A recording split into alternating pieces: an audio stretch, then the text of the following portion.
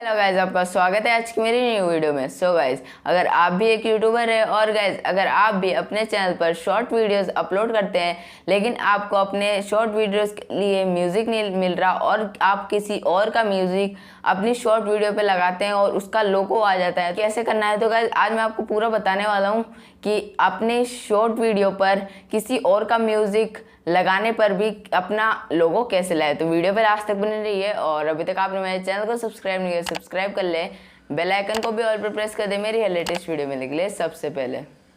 तो गाइस अब मैं आपको पूरा प्रोसेस बताया था स्टेप बाय स्टेप, तो चलते मेरे मोबाइल की स्क्रीन पर।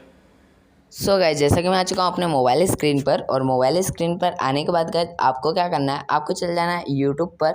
मतलब आपको जिस चीज़ को भी डाउनलोड करना है, जिस म्यूज़िक को भी आपको डाउनलोड करना है शॉर्ट की, जिसको आपको शॉर्ट में लगाना है उसको आपको सर्च कर लेना है। जैसे कि मैं ये गाइस ये मेरा ही चैनल है एक, ये मेरा गेमिंग चैनल है गाइस।